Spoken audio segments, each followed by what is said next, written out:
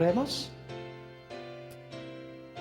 Nuestro amante Padre Celestial, una vez más, nuestros corazones rebosan de gratitud por el don precioso de tu santa palabra. Pedimos, Señor, que al abrir esa palabra con reverencia, tu Espíritu Santo se acerque a nosotros y nos enseñe, pues queremos aprender cuál es tu voluntad para nosotros. Nos encomendamos pues en tus manos, agradeciéndote por tu compañía, porque te lo pedimos en el nombre de Jesús. Amén. Quiero saludar a cada uno de los que están reunidos aquí hoy para este tema, al igual que a todas las personas que están viendo este programa vía satélite por televisión. Estamos muy contentos que han sintonizado el programa que vamos a estudiar el día de hoy. Nuestro tema de hoy se titula Dos errores monumentales y mortíferos. Vamos a hablar de dos errores que han cautivado casi a todo el mundo. Hay muy pocos que no han aceptado estos errores. Es más, estos dos errores son gemelos. Es decir, si la gente cree uno de los errores, automáticamente va a creer también el otro. Están interconectados, en otras palabras. No puede una persona creer uno de los errores sin creer al mismo tiempo el otro error, porque los dos están estrechamente relacionados uno con el otro. Ahora vamos a llevar en nuestro tema de hoy un orden muy lógico. Así que espero que no se distraigan, ya sea que estén aquí o que estén viendo vía satélite por televisión. Manténganse bien concentrados para que puedan seguir el orden lógico que vamos a estudiar en nuestro tema de hoy. El primer punto que quiero recalcar y subrayar es que si no hay ley, no puede haber pecado. Porque hoy en día muchas personas están diciendo que la ley fue clavada en la cruz, que los cristianos no tienen que guardar la ley, que no estamos bajo la ley sino bajo la gracia, y que por lo tanto la ley no tiene mucha importancia para el cristiano. Lo importante es el Espíritu Santo y la gracia. Pero quiero mostrarles al comenzar nuestro tema que si no hay ley, no puede haber pecado. Vamos a leer algunos versículos en el Nuevo Testamento y luego vamos a ir a Génesis. Estamos empezando ahora fuera de Génesis, pero más adelante vamos a ir al primer libro de la Biblia.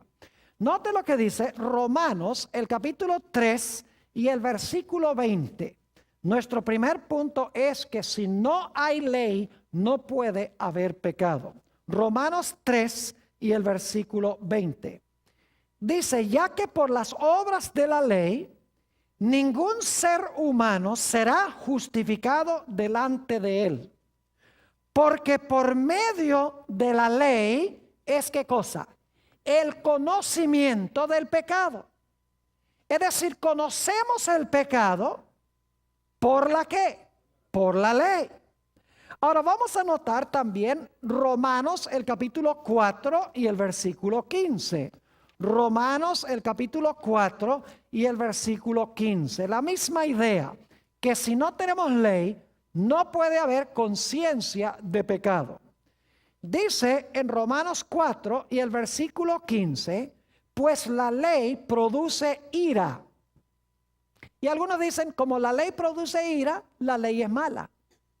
Porque solo una cosa mala puede producir ira.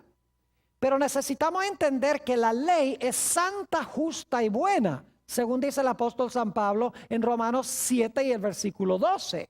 Nosotros somos los malos. La ley produce ira porque nosotros somos pecadores. Porque la ley es buena y nosotros somos malos. Sigue diciendo, pues la ley produce ira. Ahora escuchen bien. Pero donde no hay ley, tampoco hay, ¿qué cosa? Tampoco hay transgresión. Es decir, si no hay ley, usted no puede desobedecer una ley que no existe. Usted no puede transgredir la ley si no hay ley. Notemos un texto más, uno o dos más, Romanos 7 y el versículo 7. Romanos el capítulo 7 y el versículo 7. Aquí el apóstol Pablo nos dice esto. ¿Qué diremos pues? ¿La ley es pecado? ¿Qué me dirían ustedes? ¿La ley es pecado? No, en ninguna manera. Pero yo no conocí el pecado sino por la ley, porque tampoco conociera la codicia si la ley no dijera, no codiciarás. Es decir, yo no sabría que la codicia es mala, al menos que haya un mandamiento que diga, no codiciarás. Es decir, hay un mandamiento que dice, no codicies, así que cuando yo codicio, yo sé que eso está mal porque la ley lo dice.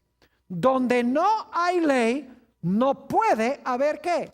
No puede haber pecado, porque el pecado, la ley nos muestra el pecado. Ahora, noten nuestro último texto en esta primera parte de nuestro tema, Primera de San Juan, el capítulo 3 y el versículo 4. Primera de San Juan, el capítulo 3 y el versículo 4. Es un texto que hemos leído antes, pero ahora vamos a leerlo en este nuevo contexto.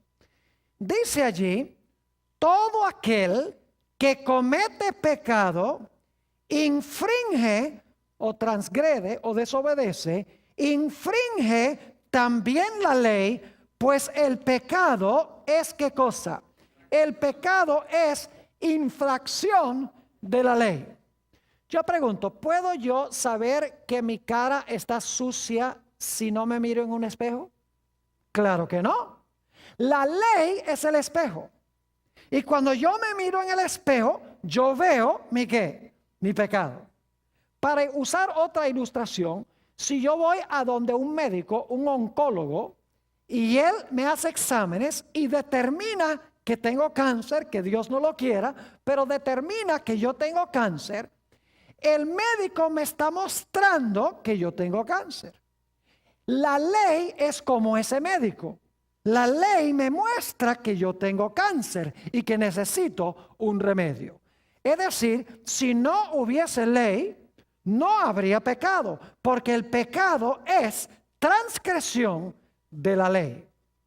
Ahora vamos a nuestro segundo punto. Si no hay ley y por lo tanto no hay pecado, entonces si no hay pecado, tampoco puede haber muerte. Note lo que dice en Romanos 5 y el versículo 12. Romanos el capítulo 5 y el versículo 12. El apóstol Pablo nos dice algo muy importante aquí en este versículo. Dice, por tanto, como el pecado entró en el mundo por un hombre, y por el pecado, ¿qué cosa? La muerte. Así la muerte pasó a todos los hombres por cuanto todos pecaron. ¿Qué es lo que produce el pecado? El pecado produce muerte. Noten también, ya que estamos en Romanos, Romanos 6 y el versículo 23. Romanos 6 y el versículo 23. Aquí dice el apóstol Pablo claramente, porque la paga del pecado es muerte, mas la dádiva de Dios es vida eterna en Cristo Jesús, Señor nuestro. ¿Cuál es la paga del pecado? La paga del pecado es muerte. Es decir, cuando yo desobedezco la ley, eso es pecado. Y cuando yo peco, ¿qué va a suceder? Muero, según la Escritura. Ahora noten también un texto más para este segundo punto, Santiago, el capítulo 1 y el versículo 15. Santiago, el capítulo 1 y el versículo 15. Nos dice aquí el hermano de nuestro Señor lo siguiente. Entonces la concupiscencia, después que ha concebido, da a luz el pecado. Y el pecado, siendo consumado, da a luz, ¿qué cosa? La muerte. Es decir, el pecado lleva a la muerte. Por lo tanto, si no hay ley, no puede haber pecado. Y si no hay pecado, no puede haber ¿qué? No puede haber muerte. Pero ahora vamos a nuestro tercer punto en el orden lógico que llevamos. Si no hay ley y por lo tanto no hay pecado, y si no hay pecado y por lo tanto no hay muerte, eso tendría que significar que yo soy ¿qué cosa? Inmortal. ¿Me están entendiendo el punto? Si no hay ley y no hay pecado, y no hay pecado y no hay tal cosa como la muerte, entonces yo tendría que ser ¿qué cosa? Yo tendría que ser inmortal. Quiero que quede claro este punto, que es crucial. Si no hay ley, no hay pecado. Si no hay pecado, no hay muerte. Si no hay muerte, entonces yo soy inmortal. Ahora vamos a nuestro cuarto punto. ¿Quién, según la Biblia, es el único que es inmortal? Vamos a Primera de Timoteo, el capítulo 6 y el versículo 16. Primera de Timoteo, el capítulo 6 y el versículo 16. Aquí el apóstol Pablo nos va a decir quién es el único que tiene inmortalidad. Dice allí, y vamos a leer empezando el versículo 14 para el contexto, versículo 14 primero, que guardes el mandamiento sin mácula ni reprensión, hasta la aparición de nuestro Señor Jesucristo, la cual a su tiempo mostrará el bienaventurado y solo soberano, Rey de reyes y Señor de señores, el único que tiene inmortalidad, que habita en luz inaccesible, a quien ninguno de los hombres ha visto ni puede ver, al cual sea la honra y el imperio sempiterno. Amén.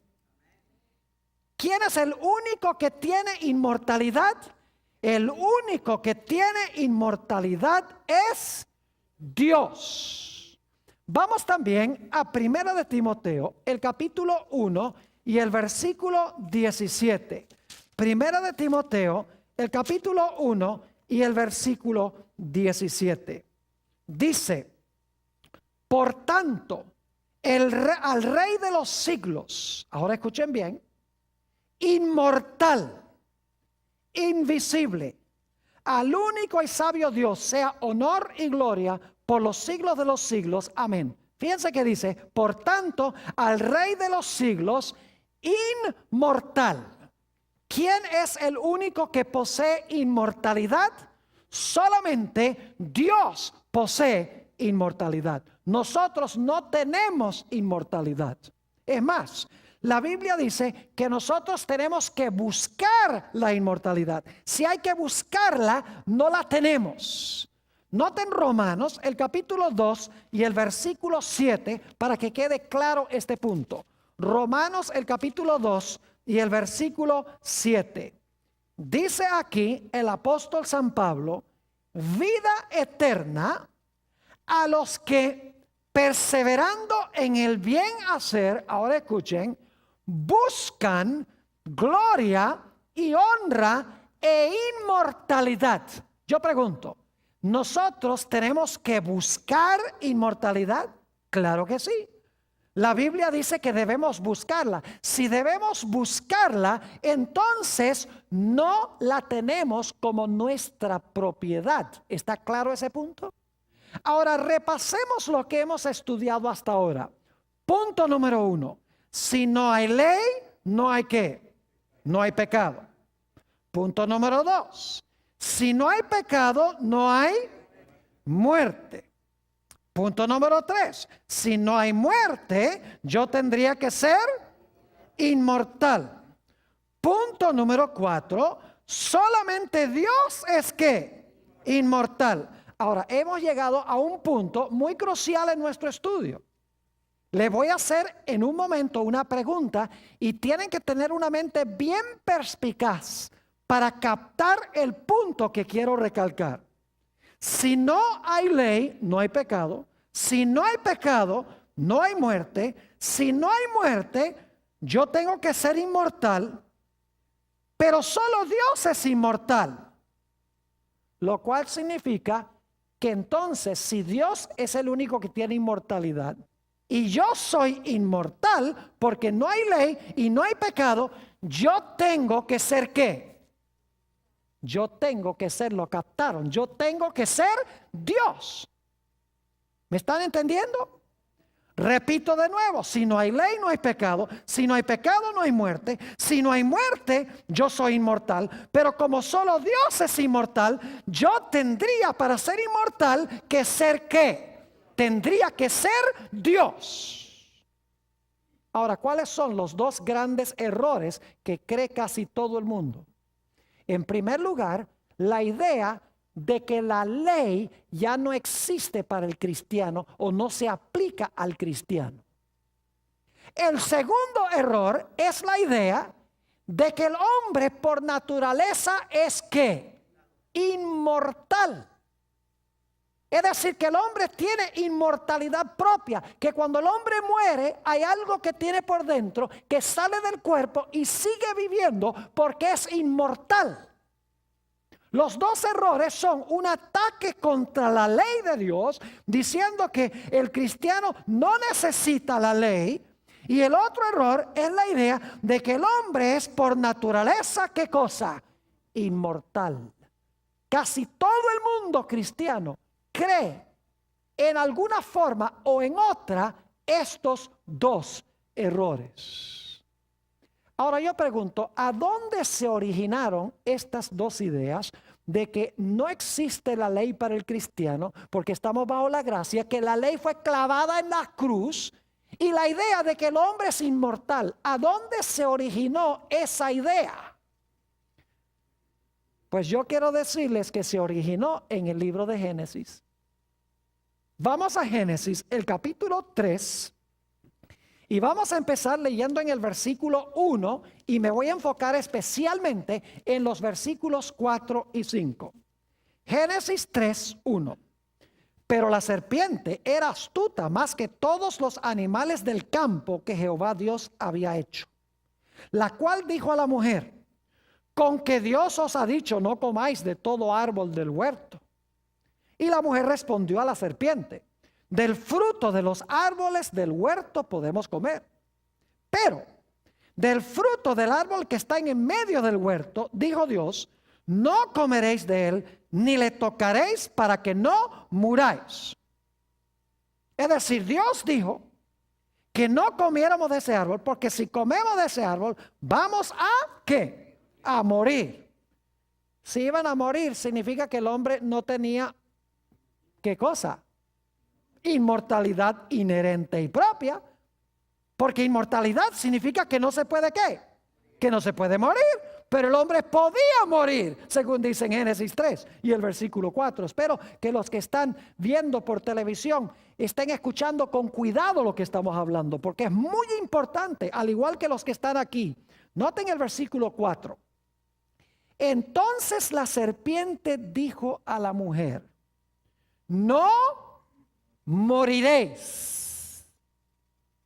Le está diciendo, tú no eres ¿qué? Tú no eres mortal. Tú puedes desobedecer el mandato de Dios y seguir ¿qué? Seguir viviendo para siempre, porque tú eres ¿qué cosa? Inmortal. Ese es el primer error. Ahora noten el segundo en el versículo 5. Sino que sabe Dios que el día que comáis de él, es decir, no vas a morir, no eres mortal, no eres mortal, sino inmortal, sino que sabe Dios que el día que comáis de él, serán abiertos vuestros ojos, y ahora escuchen bien, y seréis como Dios, sabiendo el bien y el mal. Yo pregunto, ¿quién es el único en este universo que puede definir qué es bueno y qué es malo? Dios. ¿Dónde se origina la definición del bien y del mal? ¿Se origina con quién? Con Dios. ¿Y a dónde se encuentra la revelación especialmente de lo que es bueno y lo que es malo? ¿A dónde se encuentra? Díganme ustedes. En la ley de Dios, los 10 mandamientos. Yo pregunto, ¿adulterio es malo? Sí. ¿Robar es malo? Sí. ¿Matar es malo? Sí. ¿Adorar a otros dioses es malo? ¿Idolatría está mal? ¿Codiciar está mal? Claro que sí. Es decir, la definición de lo bueno y lo malo está en la ley de Dios. ¿Y quién dio esa ley? Bueno, si es la ley de Dios, ¿la dio quién? Dios. Dios define lo que es bueno y lo que es ¿qué? Y lo que es malo en su santa ley. Pero ¿qué es lo que le está diciendo Satanás a Eva? Le está diciendo, mira, tú no tienes que depender de Dios para que Él te diga qué es bueno y qué es malo. Porque si tú eres inmortal, porque tú no vas a morir, si tú eres inmortal, entonces tú eres ¿qué? Tú eres Dios. Y si tú eres Dios, tú no necesitas que Dios te diga qué es bueno y qué es malo, sino tú misma siendo Dios vas a saber qué es bueno y qué es malo. Tú serás tu propia fuente de ética. Tú serás tu propia fuente de saber lo que es bueno y lo que es malo. Y no tienes que depender de que Dios te diga que esta ley es buena y que eso es malo. Si tú eres Dios y tú eres inmortal, tú vas a saber lo que es bueno y malo sin que Dios te lo defina en su santa ley. Es decir, tenemos aquí en Génesis los primeros dos errores de la historia que se han proliferado en el mundo hoy. Y es la idea de que no necesitamos la ley para definirnos el bien y el mal. Y que el hombre por naturaleza es ¿qué cosa? El hombre por naturaleza es inmortal. Y si no creen que el mundo cree eso, hay toda clase de apariciones de tales llamados ángeles a la gente. Y dicen que son difuntos, que vuelven a hablar con los vivos. Los ángeles no son seres humanos. Los ángeles existieron antes que existiera un ser humano, mis queridos amigos. Dice en Job 38:7 que cuando Dios hizo este mundo, las estrellas del cielo cantaron. Y las estrellas representan ángeles. Ya estaban aquí. Es decir, los ángeles no son espíritus desencarnados que vuelven a hablar con los vivos. ¿Y qué diríamos de las apariciones de la Virgen María, tales llamadas? ¿Y qué diríamos de aquellas personas que tratan de comunicarse con los muertos a través de un individuo, de un medium o de un canalizador, como les dicen hoy en día? ¿Qué diríamos de todas las películas que está produciendo Hollywood con lo sobrenatural, con la idea de que los muertos no están muertos? ¿Qué diríamos en los púlpitos de las iglesias cristianas a donde se está diciendo que cuando tú te mueres te vas directo al cielo? Si fuiste bueno o si fuiste malo, se va tu alma al infierno. Mi pregunta es, si cuando yo me muero, me voy al cielo, entonces ¿a qué viene a buscarme Jesús cuando venga? Si ya me fui. ¿Me están entendiendo lo que estoy diciendo? El mundo cristiano ha asimilado estos dos errores. Un ataque contra la ley y un ataque contra Dios como nuestra única fuente de vida. Ahora volvamos otra vez a Génesis, el capítulo 2, 16 y 17. Génesis 2 y el versículo 16 y 17. Hemos leído esto muchas veces, pero hay que leerlo cada vez más porque es básico para todo lo que enseña la Escritura. Dice en el versículo 15: tomó pues Jehová Dios al hombre y le puso en el huerto de Edén para que lo labrara y lo guardase.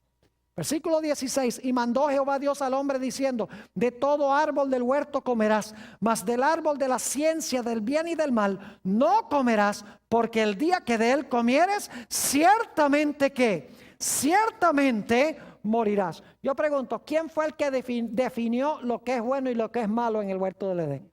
Fue Dios. Y según hemos estudiado, en ese solo mandato se encontraban todos los ¿qué? Todos los 10 mandamientos. Ya hemos estudiado eso, no voy a volver otra vez a ese punto. Todos los 10 mandamientos estaban ahí. Dios le dice a Adán y Eva: mire, yo les doy esta ley a ustedes. Ustedes obedecen la ley, van a vivir.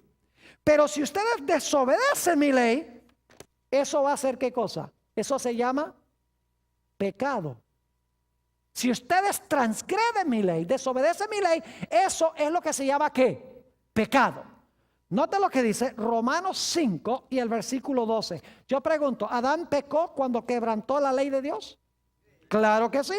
Dice en Romanos el capítulo 5 y el versículo 12, Romanos 5 y el versículo 12, por tanto, como el pecado entró en el mundo por un hombre, Y por el pecado, la muerte, así la muerte pasó a todos los hombres, por cuanto todos pecaron. Yo pregunto, ¿Adán pecó? Dice aquí, por tanto, como el pecado entró en el mundo por un hombre. Yo pregunto algo, ¿qué es el pecado según hemos estudiado? El pecado es transgresión de la ley. ¿Cómo puede haber Adán desobedecido la ley si no había ley? ¿Me están entendiendo lo que estoy diciendo? La ley existía. En ese mandamiento se encontraba toda la ley de Dios. Y Dios le dice a Adán, mira, si tú quebrantas mi ley, eso va a ser pecado. Y si tú pecas, ¿qué va a venir? Oh, si tú pecas, va a venir como consecuencia, ¿qué cosa? La muerte. Dios le dijo a Adán después que pecó, polvo eres y al polvo serás ¿qué? Polvo eres y al polvo serás tornado. ¿Están viendo los puntos? La ley. Si quebrantas mi ley, eso es ¿qué? Pecado. Si cometes pecado, va a venir ¿qué cosa? Muerte. Estamos llevando el mismo orden el mismo orden lógico con que empezamos este tema. Ahora, ¿qué sucedió cuando Adán y Eva comieron del árbol de la ciencia del bien y del mal? Dios los lanzó fuera del huerto. Note lo que dice Génesis, el capítulo 3 y el versículo 23. Génesis 3 y el versículo 23. Dios los lanza fuera. Dice allí en el versículo 23, y sacó Jehová del huerto del Edén para que labrase la tierra de que fue tomado. ¿Qué pasó cuando Adán transgredió la ley de Dios y se hizo reo de muerte porque pecó? ¿Qué fue lo que hizo Dios? Lo sacó del huerto por haber desobedecido ¿qué cosa? La santa ley de Dios. Ahora yo pregunto, ¿por qué lo sacó del huerto? Noten Génesis 3 y el versículo 22. Dice, y dijo Jehová Dios, he aquí el hombre es como uno de nosotros sabiendo el bien y el mal. Ahora, alguno dirá, ve, ellos ahora sabían el bien y el mal como Dios. Lo que pasa es que Satanás estaba exagerando en qué sentido iban a ser Dios. En un sentido, Adán y Eva ahora eran como Dios, en el sentido de que Dios ya conocía el mal porque Satanás había pecado en el cielo. Dios no quería que Adán y Eva conocieran el mal. Pero como resultado de comer del árbol, ellos ahora, como Dios había conocido el bien y el mal, ahora ellos conocen el bien y el mal.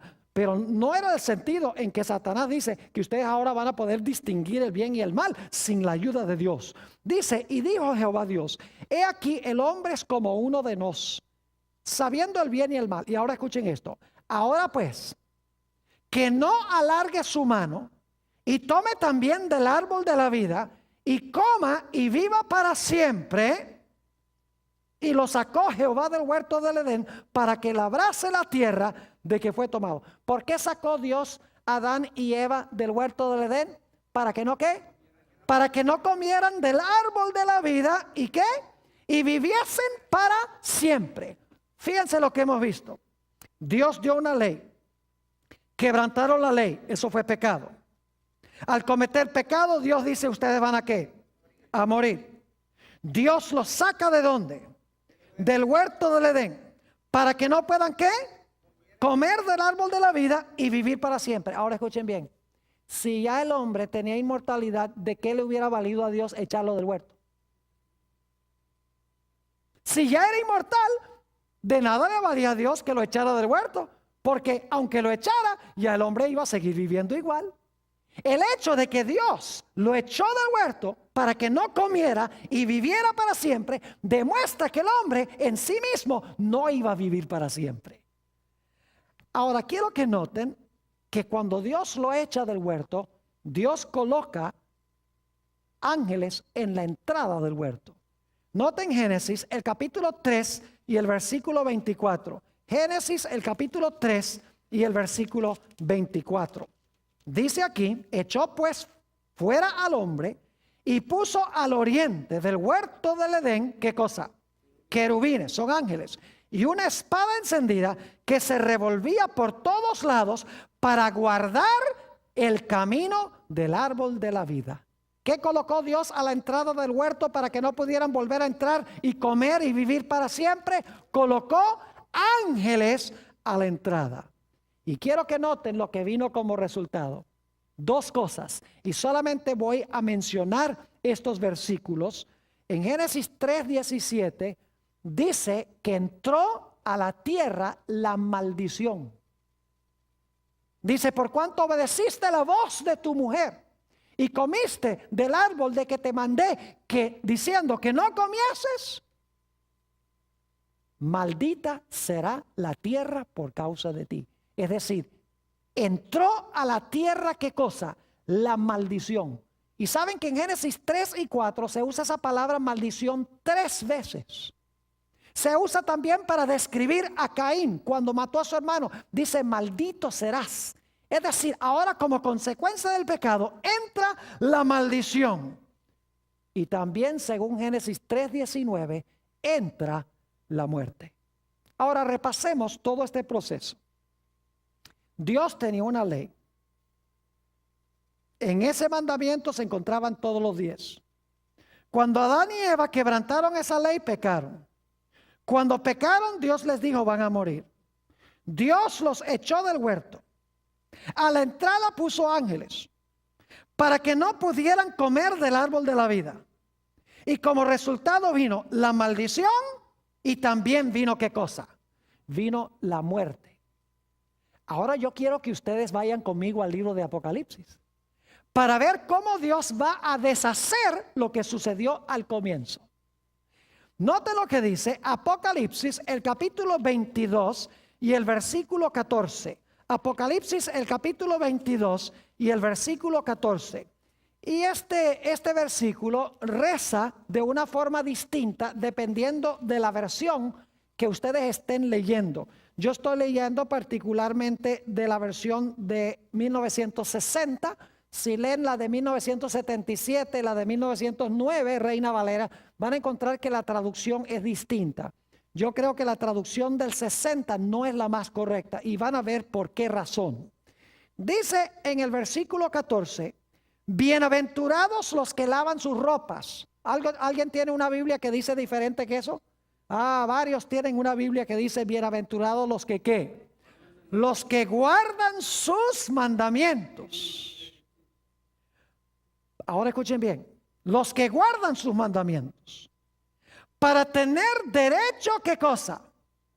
Al árbol de la vida y para entrar por las puertas en la ¿qué?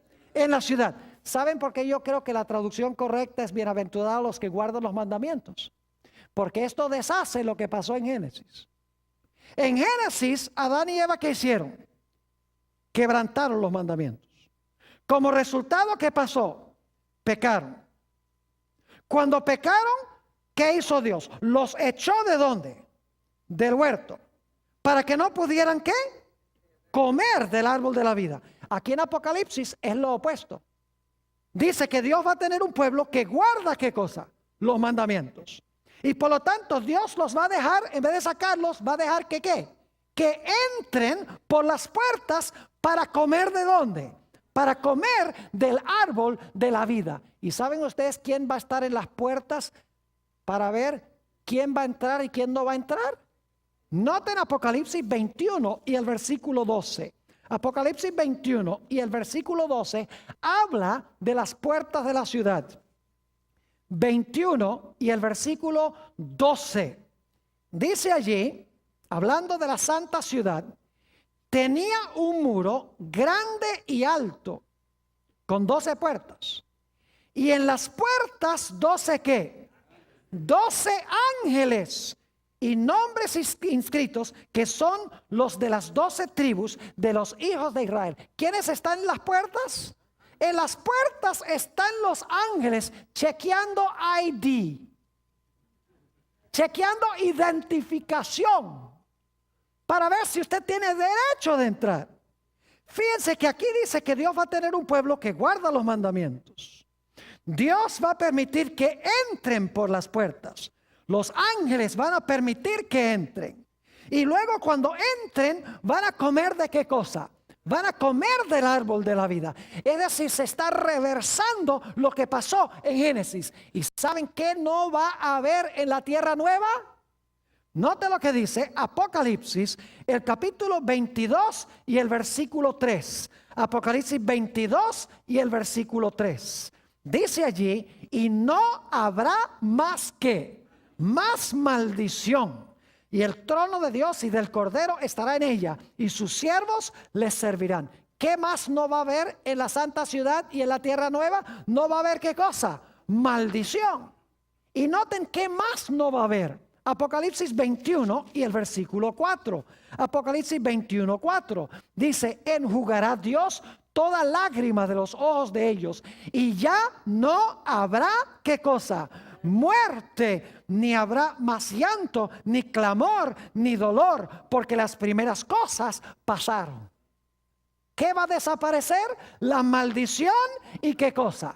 Y la muerte. ¿Están viendo ustedes que en Apocalipsis sucede lo contrario que en Génesis? En Génesis el hombre desobedece la ley. Eso es pecado. El pecado, Dios dice, te va a llevar a la muerte. Lo echan del huerto. Pone ángeles en las puertas para que no coma del árbol, y como resultado viene la maldición y la muerte. En Apocalipsis, Dios tiene un pueblo que guarda los mandamientos. Es decir, vence el pecado. Llegan a las puertas, los ángeles los dejan entrar por las puertas para comer del árbol de la vida, y vivirán en un mundo donde no hay más maldición ni tampoco hay muerte. Por esa razón yo creo que la mejor traducción es bienaventurados los que guardan sus mandamientos, porque Adán y Eva quebrantaron la ley de Dios. Dios tendrá al final de la historia un pueblo que guarda su santa ley. Note lo que dice Apocalipsis 22 y el versículo 15. 22 y el versículo 15. Aquí hay otra razón por la cual la mejor traducción es bienaventurados los que guardan sus mandamientos. El contexto lo indica en el versículo 15. Dice allí, después de decir que Dios va a entrar, que dejar entrar los que guarden sus mandamientos, dice en el versículo 15, mas los perros estarán fuera. Ahora se hace un contraste con los que están afuera. Y los hechiceros, los fornicarios, los homicidas, los idólatras y todo aquel que ama y hace mentira. Yo pregunto, ¿son estas violaciones de los 10 mandamientos? Claro que sí. ¿Qué mandamiento viola los fornicarios? No cometerás adulterio, ¿verdad? Porque es un pecado sexual. Los homicidas, ¿cuál mandamiento? No matarás. Los idólatras, ¿cuál mandamiento? No te harás imagen, ni tendrás dioses ajenos delante de mí. El que ama y hace mentira, ¿qué? ¿No hablarás qué? Falso testimonio. Es decir, los que están afuera son caracterizados por el hecho de que hacen ¿qué? Quebrantan los mandamientos de Dios. Mientras que los que están adentro, ¿qué hacen? Guardan los mandamientos de Dios. Se hace el contraste entre el versículo 14 y 15. Noten también Apocalipsis 21 y el versículo 8. Apocalipsis 21 y el versículo 8 habla otra vez de los que están afuera. Y fíjense lo que dice el versículo 7 primero para que capten el contexto. Versículo 7 primero. Dice, el que venciere heredará todas las cosas, y yo seré su Dios y él será mi hijo. ¿Qué hay que hacer? Hay que ¿qué? Vencer. Y los de afuera, ¿qué característica tienen? Versículo 8. Pero los cobardes, es decir, no tienen fe, y todo lo que no es de fe es pecado. Los cobardes e incrédulos, los abominables y homicidas, los fornicarios y hechiceros, los idólatras y todos los mentirosos tendrán su parte en el lago que arde con fuego y azufre, que es la muerte segunda. Dios tendrá en la santa ciudad aquellos que hacen ¿qué cosa? Que guardan los mandamientos de Dios, mientras que afuera están los que pisotean los mandamientos de Dios. Ahora yo me pregunto, lo que yo me pregunto es, ¿cómo es posible que se hable de la gente que guarda los mandamientos de Dios si los mandamientos fueron clavados en la cruz? ¿Me están entendiendo lo que estoy diciendo? Es ridículo pensar que la gracia ahora hace innecesaria la ley y crucifica la ley. Eso no me resuelve ningún problema. Es como, por ejemplo, si hay un policía que me pone una multa por comerme un semáforo, Yo digo, desháganse de ese policía, desháganse de la ley.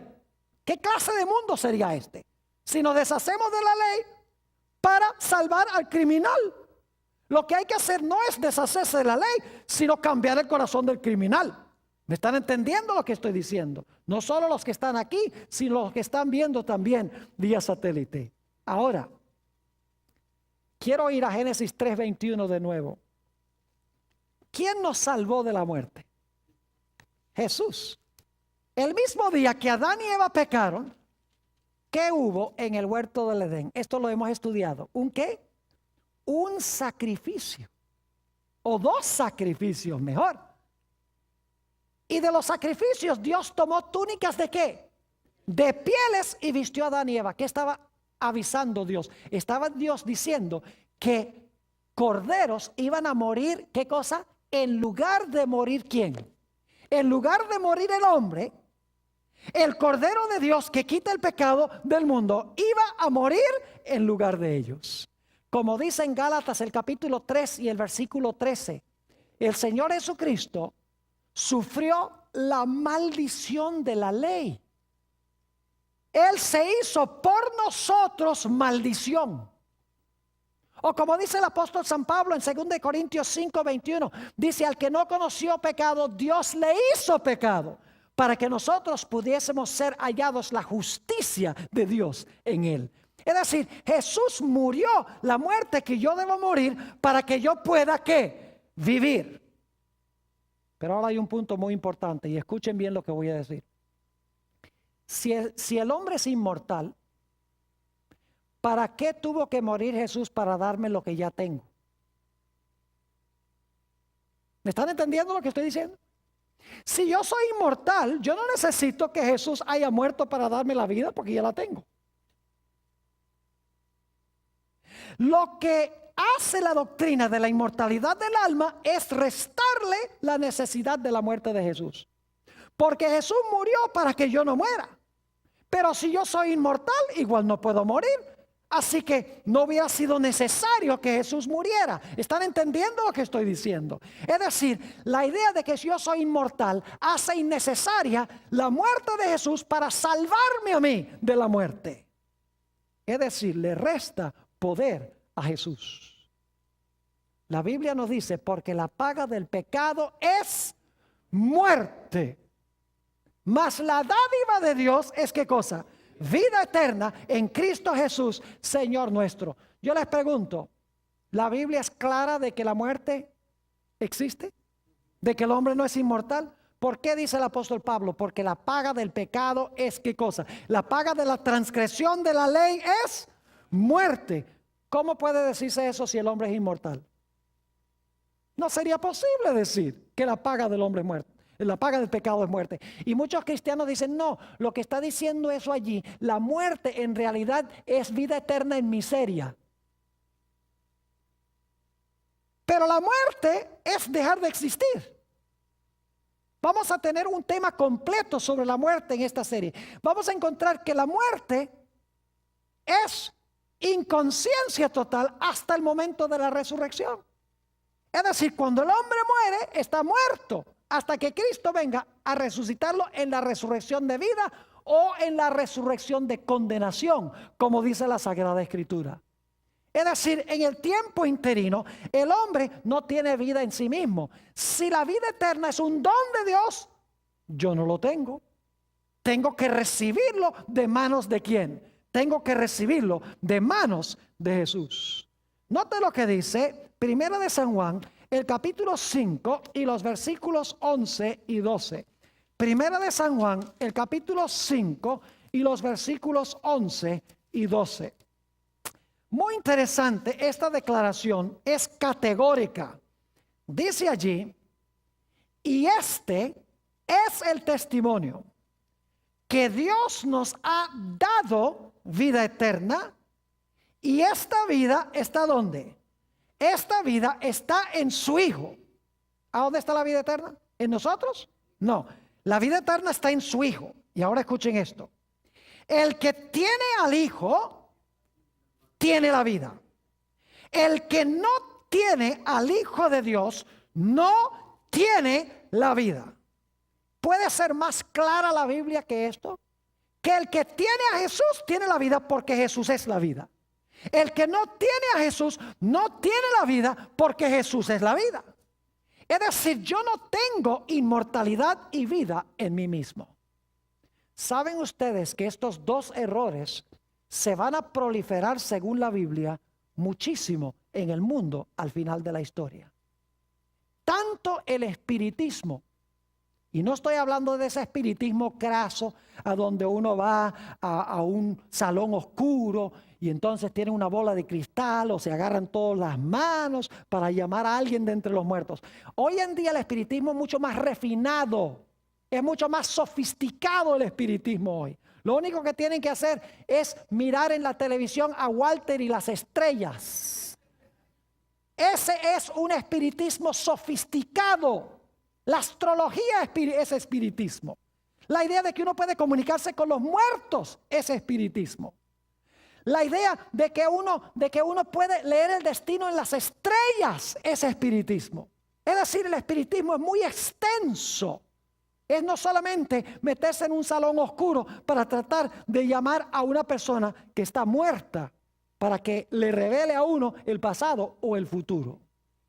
La Biblia también dice que en los últimos días, además de los espíritus de demonios haciendo señales para engañar a los moradores de la tierra y de todo el mundo, dice también la Biblia que en los últimos días los cristianos se van a lanzar en contra de la santa ley de Dios. Note lo que dice en San Mateo 24 y el versículo 12. San Mateo el capítulo 24 y el versículo 12. Es muy interesante este versículo y necesito explicarles el significado de una palabra muy importante aquí. Dice en el versículo 12, y por haberse multiplicado la ¿qué? La maldad, el amor de muchos ¿qué? Se enfriará. Hay gente que va a tener amor, pero por la maldad se van a ¿qué? Se van a enfriar. El amor se va a enfriar. Ahora, ¿qué significa esa palabra maldad? Escuchen bien. Es la mismita palabra que aparece en Primera de Juan 3:4, donde dice que el pecado es infracción de la ley.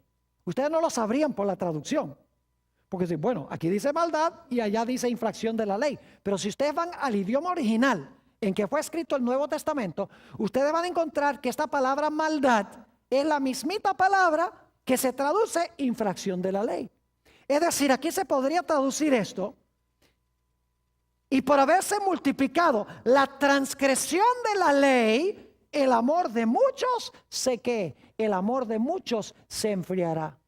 Leímos en nuestro último tema, San Mateo el capítulo 7 y el versículo 21 al 23. Vamos allí nuevamente. San Mateo 7 y el versículo 21 al 23. Aparece esta mismita palabra, infracción de la ley, para que vean que aún cristianos en los últimos días van a infringir la ley de Dios. Porque van a creer que la ley de Dios ya no está vigente para el cristiano, que lo único que importa es la gracia o el Espíritu Santo. No me entiendan mal, yo creo en el Espíritu Santo, pero la Biblia dice que Dios le da su Espíritu Santo a los que le obedecen. Yo creo en el amor, pero la Biblia dice que el amor es el cumplimiento de la ley. Hay que dar definiciones correctas a estas cosas. Noten San Mateo 7:21. No todo el que me dice, Señor, Señor, entrará en el reino de los cielos, sino el que hace la voluntad de mi Padre que está en los cielos. No el que dice Señor, Señor, sino el que ¿qué? El que hace la voluntad de Dios. Versículo 22. Muchos me dirán en aquel día, Señor, Señor, ¿no profetizamos en tu nombre? ¿Y en tu nombre echamos fuera demonios? ¿Y en tu nombre hicimos muchos milagros? Yo pregunto, ¿esos milagros eran genuinos? No. ¿Ese echar fuera demonios era genuino? No. ¿Esas profecías eran genuinas? No. Porque fíjense lo que dice Jesús, versículo 23. Y entonces les declararé, nunca os conocí. Ni cuando estaban haciendo los milagros, fíjense. Nunca os conocí. Apartaos de mí, hacedores de maldad. La misma palabra que se puede traducir los que transgreden o desobedecen la ley de Dios. Yo pregunto, ¿va a haber mucha gente en los últimos días que van a hacer milagros y van a lanzar demonios y van a dar muchas profecías que Jesús va a decir, yo no los conozco a ustedes porque son transgresores de mi ley? Claro que sí. Y la Biblia dice que van a odiar, Satanás va a odiar a esta gente, porque dice en Apocalipsis 12:17 que el dragón se airó contra la mujer y se fue a hacer guerra contra el remanente de la simiente de ella, los cuales guardan los mandamientos de Dios y tienen el testimonio de Jesucristo. Yo me pregunto, ¿cómo es que Dios puede tener un pueblo que guarda los mandamientos si fueron clavados en la cruz? Es que no tiene sentido.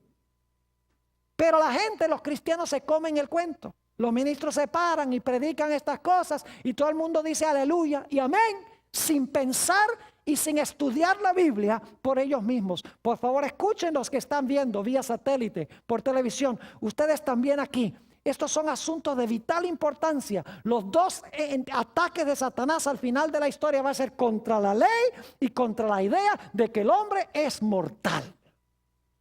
Ahora yo quisiera tratar un último punto antes de terminar. Algunos dicen, pero pastor, la Biblia dice que somos salvos por la gracia a través de la fe.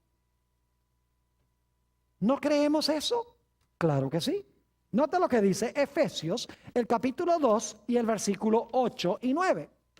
Efesios, el capítulo 2 y los versículos 8 y 9. No quiero que alguien me entienda mal y diga, el pastor Born no cree en la gracia. El pastor Born cree que la gente se salva guardando la ley. No, no, no, no. La gente se salva por la gracia de Jesús y por amor a Jesús guarda la ley. Si no guarda la ley es porque no ha recibido la gracia de Jesús. Porque Pablo dice que somos justificados por la fe sin las obras de la ley. Mientras que Santiago dice, ¿no viste que Abraham y Rahab fueron justificados por obras? Y algunos dicen, hay contradicción en la Biblia, porque Pablo dice justificados por la fe sin obras y Santiago dice que fue justificado Abraham por obras. Lo que pasa es que Pablo y Santiago están mirando dos diferentes problemas. Pablo está tratando con aquellas personas que dicen, oh, yo soy salvo por fe y no importan mis obras. Mientras que Santiago está tratando con aquellas personas que dicen, yo soy salvo por fe y tratan mal a la gente y dicen que de todas maneras son salvos. Es decir, el apóstol Pablo está tratando con la gente que profesa obrar mucho y ser salvos por fe, mientras que Santiago tiene que ver con aquellas personas que dicen que tienen fe y no obran nada. Ahora noten Efesios 2 y el versículo 8 y 9. Porque por gracia sois salvos. ¿Cómo somos salvos? Por gracia. Por medio de la fe. Y esto no de vosotros, pues es don de Dios. No por obras para que nadie se gloríe. ¿Cómo somos salvos? Por gracia a través de la ¿qué? A través de la fe. Y alguno dice, ve, ahí está clarito, pastor, que las obras no importan, porque el apóstol Pablo dice que somos salvos por gracia a través de la fe. Y esto no es de nosotros, es don de Dios. No por obras para que nadie se gloríe. Lo que pasa es que la gente no lee el versículo 10. ¿Ve? Hay que leer el siguiente versículo. Cuando somos salvos por gracia a través de la fe, ¿qué va a pasar? Versículo 10. Porque somos hechura suya, creados en Cristo Jesús. Es decir, hemos nacido de nuevo cuando somos salvos por gracia. Creados en Cristo Jesús. ¿Para qué? Para buenas obras, las cuales Dios preparó de antemano para que anduviésemos en ellas. ¿Espera Dios que produzcamos buenas obras? Sí, cuando hemos sido creados en Cristo Jesús como nuevas criaturas, vamos a andar en las obras que Dios creó para que andásemos en ellas.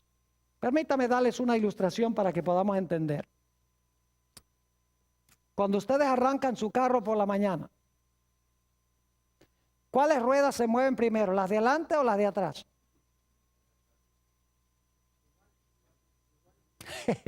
Siempre hay alguien que dice depende. Depende si son tracción delantera o tracción trasera. Pero yo digo que no. Porque si es tracción trasera, el momento que se mueven las ruedas de atrás, las ruedas de adelante simultáneamente se mueven también. Así es la fe. La fe es el poder propulsor. Y cuando hay fe, las obras siguen. Si no hay obras, es porque no hay ¿qué? No hay fe y no hemos sido salvos por la gracia. Por eso la Biblia dice que somos salvos por gracia a través de la fe, pero seremos juzgados por nuestras obras. Por eso el apóstol Pablo dice que somos salvos por la gracia a través de la fe, mientras que Santiago dice, pero aquellos que tienen fe, obran. Por eso el apóstol Pablo dice que somos justificados por la fe, sin las obras de la ley. Y Santiago nos dice que los hacedores de la ley serán justificados. No hay contradicción. El hecho es que la fe genuina producirá, ¿qué cosa? Producirá obras. Así que mis queridos hermanos y amigos, dos errores monumentales y mortíferos al final de la historia. Primero, la idea de que el cristiano no tiene que guardar la ley porque está bajo la gracia, que la ley fue clavada en la cruz.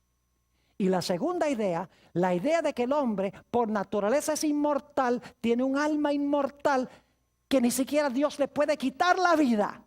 Dos errores que van a cautivar casi a todo el mundo. Que el Señor, por su gracia, nos libre de estos dos grandes errores.